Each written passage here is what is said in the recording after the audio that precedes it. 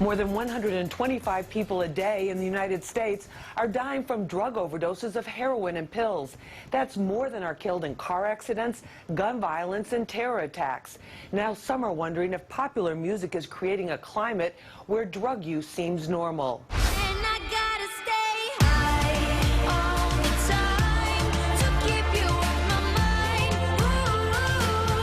Pop songstress Tove Lo dominated the Billboard Hot 100 chart with her single Stay High. She wasn't the only mainstream megastar whose drug-themed music captivated millions of fans and rode the top of the charts. I can feel my face when I'm with you, but I love it. The video for The Weeknd's Ode to Drug Addiction has racked up more than 500 million views. But there's nothing glamorous about it, says Kayla Gertis. She should know. Her pill addiction as a teenager led to a fatal crash and a 5.5-year prison term. Now an activist, she says the wrong message is everywhere. For me, I can actually have a flashback of, Lil Wayne's song. I'm a pill-popping animal. Pill-popping animal. And just kind of feeling empowered that, like, oh, I'm doing this, and it's cool, and it's promoted. OT Genesis' song is part of a growing genre of hip-hop known as trap music. The beats and hooks are as addictive as crack, but there are very real, often negative consequences on the streets, says Newark community leader Al Tariq Anquay. We get a front row view of this every day, and it's getting to a younger age because it's almost fashionable. Because they put so many creative names on it, and it make it trendy to them, like the Molly, the Six, the Roxy, the Sip, the Think, the Drink, you name it, they got it, and they market it to the youth. And our kids are eating it up and dying from it at the same time. We've got a very interesting panel set up for you. Now let's find out what they have to say about this. Joining me in studio is Jamie Hector. He's an actor. And you know Jamie from the series on HBO called The Wire, where he played one of the main characters, Marlo Stanfield. He's now his acting career has taken another turn, and he's starring as a detective in the Amazon Prime series called Bosch. He also has a foundation that he started, a nonprofit organization called Moving Mountains, using theater to empower our young people and children in our inner city urban areas. And, as if that's not enough, you just finished acting as Mutulu Shakur, Tupac's father, in the Tupac pick, All Eyes on Me. Yes. And great to have you back. Great to be back, Lisa. Thank you so much for being with us, welcome. Jamie. Also with us is Alicia Reddy. She's known as the Addiction Angel. She's a registered nurse and drug interventionist. Alicia's the one that gets the call when somebody has a member of their family who has a serious drug problem. They're in danger of overdosing, and she deals with them firsthand and tries to get them help before it's too late. So, Alicia, thank you so much for being with us. Thank you for having me. We really appreciate it. Also with us is up-and-coming hip-hop artist J.I.D.K. He's on tour right now, Farewell Subtrap. You might have seen his video on Revolt TV, which is where I found out about you. And of course, Team Lisa, Rose, and everybody told me about you. It's called God Said Trap, King Trappy III. Yes. And you were just nominated as one of XXL Magazine's freshman class. So congratulations on all that. And thank you so much for being with us. Thank you for having me. We really appreciate it. Alicia, I want to start with you on this. In terms of how bad it is, we see that number. What does that look like on the ground where you're helping people? Well, I'm in the trenches of it. I'm a registered nurse in Staten Island, and I started this about six years ago when the epidemic just started rising and people really weren't aware about it. Now on Staten Island, this month alone, we lost probably 12 to 15 loved ones on Staten Island this month alone. 12 to 15? Yes. And mostly young people, or mostly all ages? We're losing an entire generation from 18 to like 34 across the nation. It's terrible. Terrible. And mostly overdoses from prescription pills and heroin. So what happens? Why do they become so addicted so fast? Because we see this story of people, well, they got pills for an accident, or they had surgery, or they had some kind of problem, and then next thing you know, they're on heroin. Take us through that process. Well, from my experience and being a nurse, it started with the prescription drug abuse, which when Big Pharma started giving out these pills like it was candy, an entire nation got addicted. And it wasn't until people started not being able to get a hold of the pills anymore from doctor shopping, that it went to heroin, and heroin is much cheaper. And now all these kids from urban areas and suburban areas are addicted to heroin and overdosing because it's laced with so many other chemical compounds that are deadly. Like this China White that they talk about with the fentanyl? Fentanyl, a lot of it is laced with fentanyl. And the word on the street is the more potent and powerful it is, the kids want it. They want it more. They want to find out where they got that powerful stuff from. Jamie, as when you were acting in The Wire and doing The Wire, that was something for a lot of people. That was the first time they really saw a glimpse of what it's like in a lot of our impoverished areas in the inner city and what really goes on there and the battle of survival that goes on, especially, you know, for the kids, too. Right. I think that was so powerful about the story. When you see what's happening now, what are your thoughts about that whole, you know, that whole era and where we're at right now? You know, even in the past, and watching The Wire from seasons 1 through season 5, when I had a chance to sit down and watch it over like a holiday season, I realized the bottom line is always follow the money. You know, and in all areas, even when it's dealing with the drugs involved in music or drugs through film, it's always follow the money. So it's like whoever's making the money and the bottom line, whether it's music, whether it's on the streets, you follow where that money is going and you can realize how these certain drugs fall into your community. You know, and I think that watching this show and being a part of this show, that was just a small element of the situation. It was politics, it was education, it was everything else, but just seeing how much money was being able to be made on the streets from distributing drugs, whether it was weed or coke or crack or heroin or whatever the case may be, I think it's just, if you can pull that money out, then you can do it and save a lot of people. JIDK, in terms of you look at hip-hop right now, and you're out there touring, you've been around the United States, you got a couple more cities left on your Farewell Subtrap tour. There's a lot of drugs that are out there. Yes, definitely. What do you tell us what you see? You know, I see a lot of people. I don't really see the heroin thing. There was a point in my time, a point in my life where I did see that. You know, when I was incarcerated, and I realized how many people actually did heroin. You know, Baltimore is, you know, not too far from where I live, is an area where heroin is very prominent, you know. But in terms of what I'm seeing now, you know, in the music industry, it's a lot of cocaine, you know what I mean, weed, you know, things of that nature, and that's really mostly what I've been seeing, you know, apart from like drinking and things like that, and the lean. Oh yeah, and then lean, and you know, all of those things, you know. I see that a lot. You know, just going from state to state, meeting different people. A lot of people do those things. Do you feel like a lot of people are high a lot of the time? Yeah, definitely. That's just, you know, I guess that's part of the culture. I don't really know what you would, you know, say, but it's a lot of people. Yeah. And do you think the reason, we're going to get into this in the next segment about the number of lyrics that are about this as well, and also the hidden, you know, there's a hidden aspect of this, but we've been seeing here in New York, you know, a lot of heroin coming out of Patterson, being shipped into the suburban, you know, like the suburban shopping malls. That's where they make the drop and they sell it, and it's kind of, but people don't see it, and that's one of the problems, Alicia, that a lot of people just don't see what's happening. Well, Staten Island is the epicenter for prescription drug abuse today in the United States.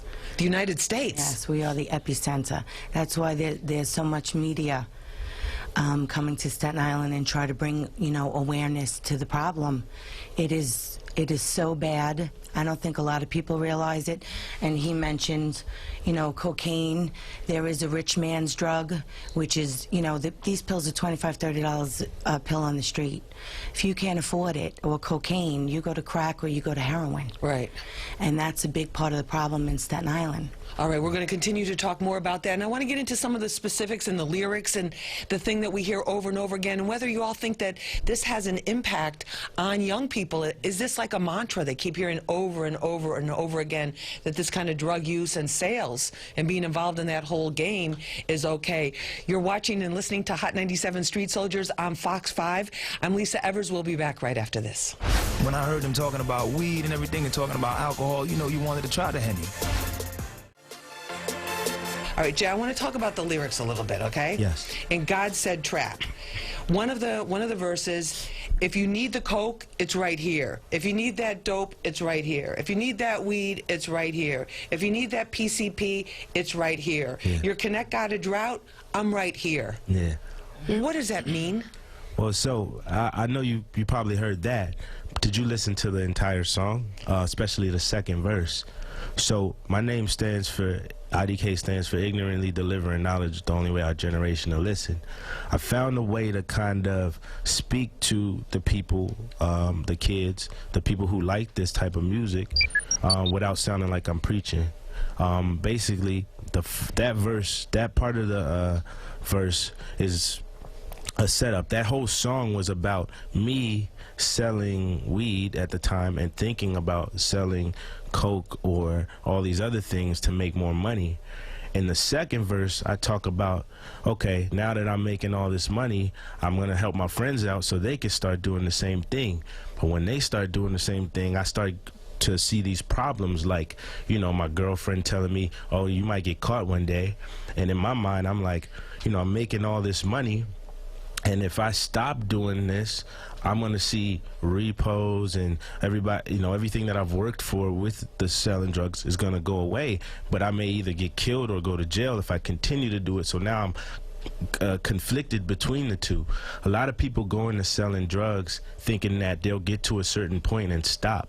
But when they realize that once they get to that certain point and that's the only way they can make that amount of money, they get stuck into that mindset. And that's what I was talking about in this whole song. But I did it in a way where it seems like, if you listen to it, it seems like the regular trap stuff that you may listen to. And I'm a fan of that music as well. You know, don't get me wrong. Not necessarily the lifestyle of it, and that's not what a lot of these kids are really, they're not really listening to it based off of the lifestyle. It's more so the energy of the song. So basically you're saying you use all of that, the drug references, to try to get this message out there that there are consequences. Right, but more so, you know, more than anything, I think the reason for why what I'm doing is so successful is I'm not necessarily even preaching to anyone. I'm not telling you that it's good. I'm telling you exactly like it is. What it is. You know, it's not a biased point of view. Alicia, do you think the music plays a role? Absolutely. Kids as young as 8 years old are listening to rap music, pop culture, and I think they have a significant potential to either discourage or encourage drug use or drug abuse.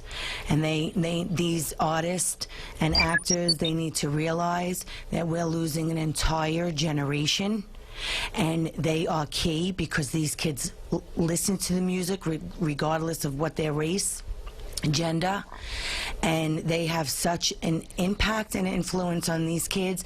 And if they just send a different message, a positive message, don't glorify it. We're losing too many kids to the mollies. Everything is molly and opiates and you know, all these different and combinations of stuff, because a lot of times they're not just doing one thing. Right. But Jamie, what about that? I mean, Jay says, and he's right, because a lot of other people would say exactly the same thing.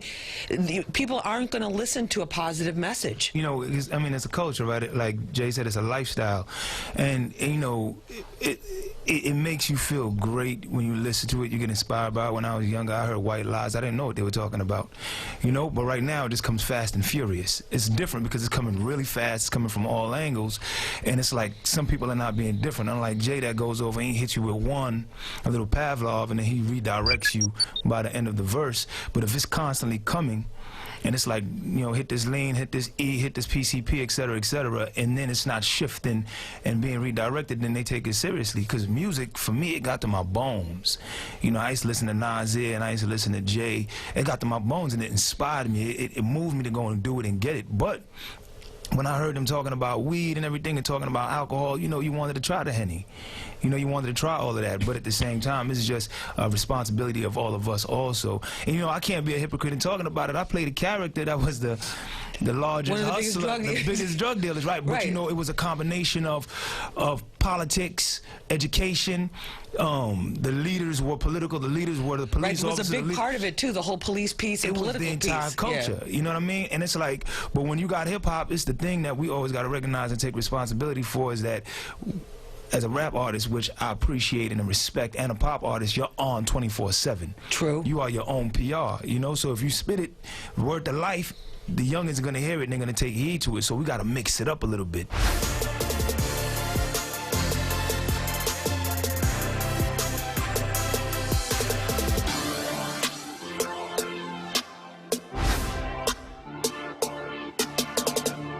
After you finish this room, you're going to clean my bathroom too, and you know how gross I can be.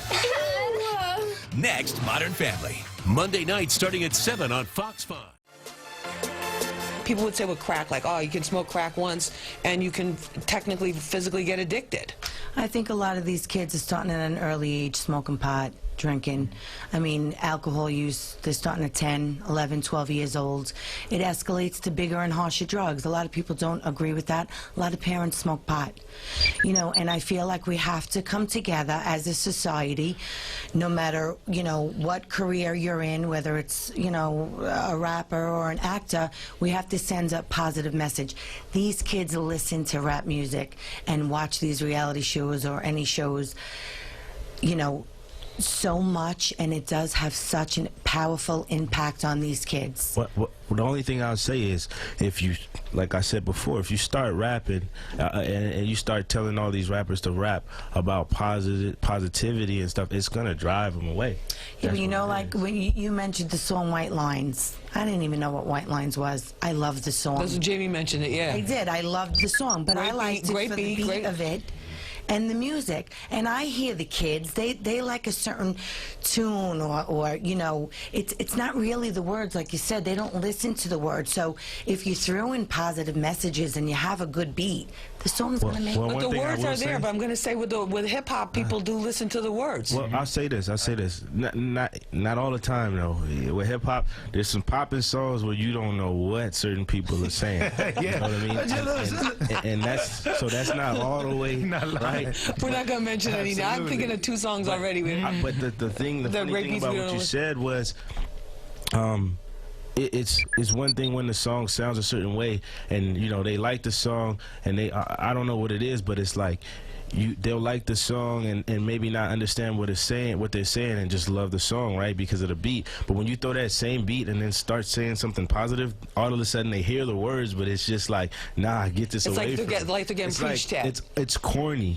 You know what I mean? I hear what you're saying. It's considered corny to listen to positive music. That's just what it is, unless you do it in a certain way where you kind of blend in both, and it's almost like pills in your applesauce. You know, it's funny because what they're both saying is so true, but I remember at one point when I was in high school and it was lame to walk around with a bottle of water.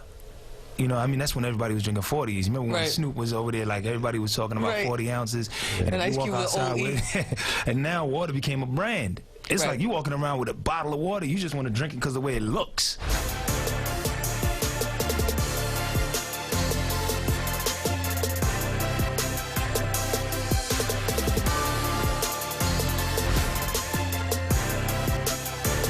Trump's comments spark outrage. Fallout mounts over East. JIDK, do you have people coming up to you about your lyrics, talking to you and saying, yeah, man, that's real, or that affected me? Oh, of course, all the time. Tell me about that. You know, and of course, you know, there are some people who sometimes they might not understand exactly what I'm saying right away and maybe take it the wrong way. You know, that happens. But that's why things like this are here, you know what I mean, where you can explain and really show people what I really mean by certain things. You know, they got websites like genius.com where you can break down some of the lyrics or whatnot. But yeah, a lot of the times, a lot of people say, you know, I can relate to your story. I feel what you're talking about. And that's one of the things that a lot of the popular music doesn't have. People don't necessarily feel the music and what the people are saying all the time. They more so just like it, and the style of it, the aesthetic of it is just cool. It's just a swag. Right, you know, right. just a swaganometry right there, what's going on. Exactly. I wish we had more time to talk with you, but I hope you come back to Street Soldiers. Yeah, definitely. Next time you're around New York. I want to thank all of our guests, Jamie Hector, Alicia Reddy, and JIDK. Thank you all so very, very much for being part of this episode of Street Soldiers, and hope you have a great week. And remember, use your mind. It's your best weapon. I hope it's your only weapon. I'm Lisa Evers. Let's push for peace.